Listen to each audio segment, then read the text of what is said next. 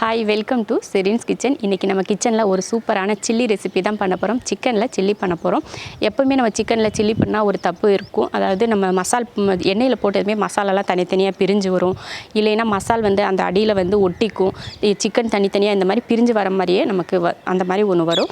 ஆனால் அந்த மாதிரியெல்லாம் இல்லாமல் காரசாரமாக ரொம்ப அருமையாக ஒட்டாமல் மசாலா பிரியாமல் இன்றைக்கி நம்ம ஒரு சில்லி பண்ண போகிறோம். வாங்க அது எப்படி பண்ணலாம் அப்படிங்கிறத பார்க்கலாம்.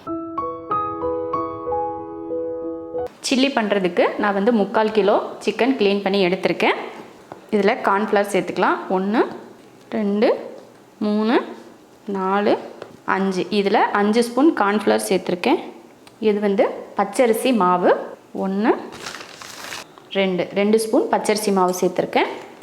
மல்லித்தூள் 1 ஸ்பூன், மிளகாத்தூள் 1 ஸ்பூன் மிளகாத்தூள், 1/2 ஸ்பூன் கரம் மசாலா தூள், 1/2 ஸ்பூன் மிளகுத்தூள்.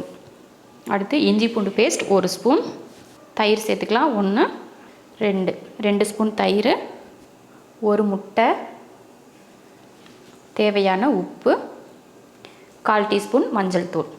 இப்போ இதையெல்லாம் நல்லா மிக்ஸ் பண்ணிடலாம்.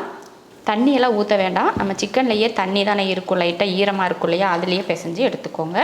பத்தலிலாம் மட்டும் லைட்டாக தண்ணி தெளிச்சுக்கோங்க. ஒரு 1/2 லெமனையும் புழிஞ்சிக்கலாம். புழிஞ்சிட்டு அதையும் சேர்த்து கலந்து விட்டுருங்க. இதையும் கலந்து விட்டுருங்க நல்லா. இப்போ கலந்து வச்சாச்சு. 1/2 மணி நேரம் கிட்ட ஊற வச்சுட்டு அதுக்கப்புறமா நம்ம பொரித்து எடுத்துக்கலாம்.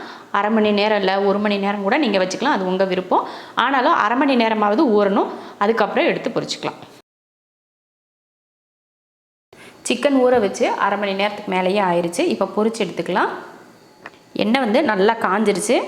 நல்லா எண்ணெய் காஞ்சதுக்கப்புறம் அடுப்பை சிம்மில் வச்சுட்டு சில்லி போட்டுக்கோங்க.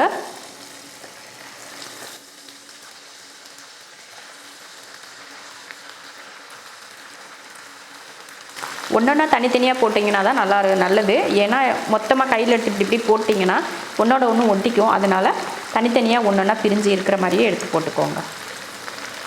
அதே போல் போட்டதுமே திருப்பி போடக்கூடாது. கொஞ்சம் நேரம் விட்டு அதுக்கப்புறமா திருப்பி போடுங்க.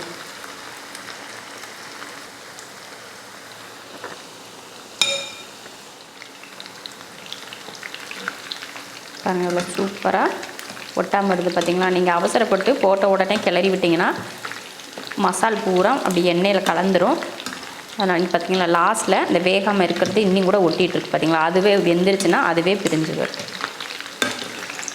நல்லா 2 பக்கமும் திருப்பி போட்டு நல்லா நான் முறுமுறுன்னு வேக வச்சு எடுத்துக்கோங்க.